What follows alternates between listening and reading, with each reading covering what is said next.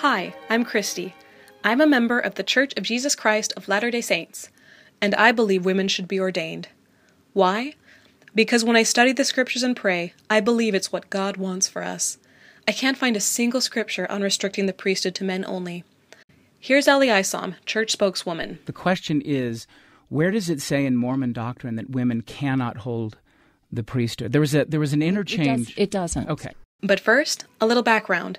Is there even a problem? Yes. And here's a true story on why. What is patriarchy? Asked Mrs. Jensen, AP high school history teacher. Only Evie knew out of the entire class of 30. She slowly raised her hand and answered, "It's where men have all the authority and are necessary leaders for the organization to function. Women have roles, and they might be needed, but they are overseen by men and are not necessary to the governing, rule-making, and ultimate decisions of the culture like male leaders are." Her teacher was impressed. "How did you know that?" "I'm Mormon," Evie replied. Mormons are not the only patriarchy. It's a worldwide issue. But patriarchy affects us Mormons in very specific ways. For example, we have 122 general authorities. Only 9 positions are held by women in auxiliary capacities only. All 9 are presided over by men. Few people on earth have access to the Church Handbook of Instruction, Volume 1, the rule book by which men and women are expected to live by and are led. Here are the numbers of those with access, broken down by gender. Men, 118,000, including general authorities, stake presidents, and bishops. Women, 9. Women cannot even see the rules by which we are governed. Since 1974, we have heard 359 talks from male leaders in General Conference. We've heard from women 64 times. And the duties of our young men and young women are so drastically unbalanced. For each age group, male youth have anywhere from 5 to 10 leadership opportunities, and in each corresponding age group, female youth have only 1.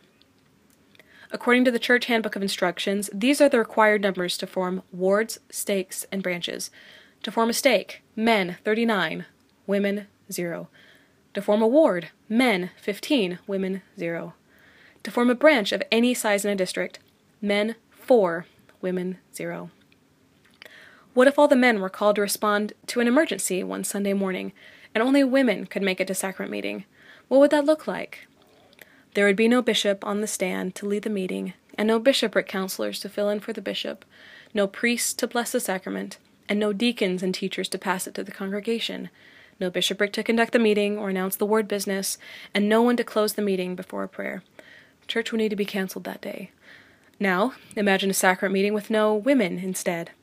The meeting could carry on as scheduled without women. The bishopric are there leading. A man could lead the music, and men and boys could still pass the sacrament.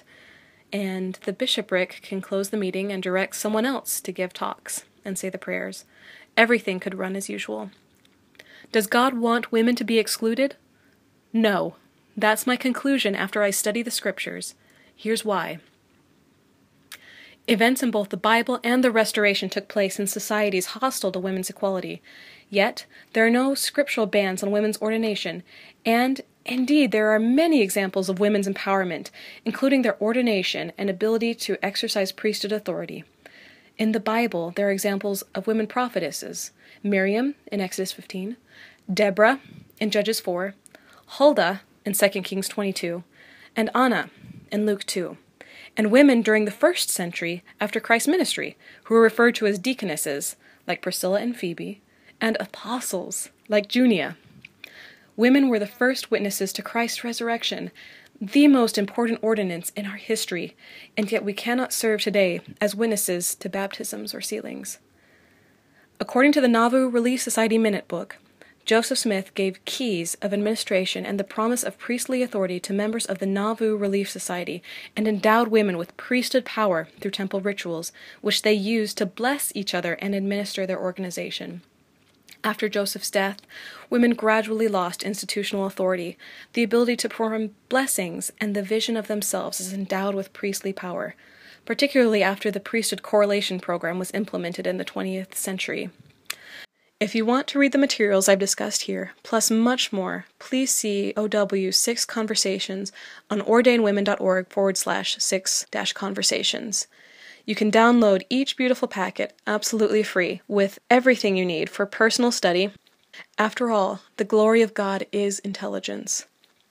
On behalf of Ordain Women, good luck in your journey, and thank you.